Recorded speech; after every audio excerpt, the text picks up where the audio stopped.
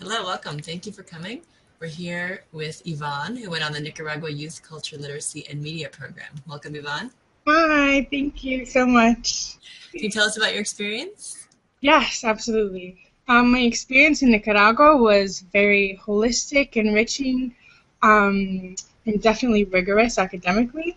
There's a couple things that makes the program unique. First of all is our three excursions, the homestay. Um, but first I'm going to talk about just a little bit about why the excursions are so significant.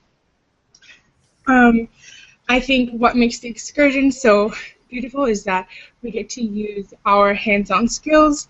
We get to really learn from the environment and from other people. We went to Cuba, La Costa, in Pearl Lagoon and Bluefields, and we also went to El Campo communities such as La Pita and La Laguna. And here we got to learn not only a different way of life, but we also got to use our skills and adaptability, and really learn how we connect to other people and other forms of life. I think that that is definitely one skill that I took from this program that's applicable to a lot of different areas of my life now. Great. And what did you think of Nicaragua as a country? Nicaragua has a very complex history, a very rich history, and diverse in experiences in geography. The coast and the Atlantic both have different histories of origin, and I think that that adds to the complexity of the history, and also our ability to be able to suss out those different aspects of Nicaraguan history and politics. And I feel like that was definitely something that added to my political stance today. And tell us about your independent study. What did you work on? Well, for my independent study, I chose to return back to the coast of Nicaragua and continue studying the political development of Creole consciousness within Nicaragua. Um, so basically, there are six different ethnic groups in Nicaragua. I chose to develop the political agendas of Creole Nicaraguans and how that has been shaped by the revolution and by other social factors. We got to learn about the difference between qualitative and quantitative research, practice that, and also continue interworking and interdialoguing with other Nicaraguans. This is a project that is completely done by our own self-efforts. We do have an advisor, and we also have Anita as a contact. However, in being in Nicaragua and working on a project solely on my choosing, I got to learn a lot about what interests me and what doesn't, and the different skills that I can use to figure that out. And so, like, through this, I definitely feel like my ISP was invaluable in numerous ways, which I'm still uncovering. So, it definitely thanks for that. Great. And what did you think of the director? Yeah, Anita. Anita's great. She's fantastic. She's very thorough, dedicated. She works in detail.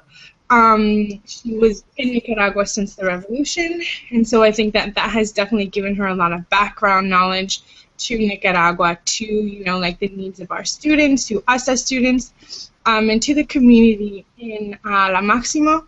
Our project is unique again because we all live in the same community, and I feel like because of her hard work, interworking with one community, making sure that everyone has what they need, students and families, that she definitely caters to all of our needs, and I appreciate that. Great. And do you think anything that you've done during the program will help you in the future? Yeah. As I said earlier, I'm like constantly uncovering different layers of how the program has affected me. I think like one great example is becoming a politics major. And in Nicaragua, the political scene is very complex. I think that that has definitely helped me shapen and sharpen my political views, like here in the U.S. and anywhere I go in the world.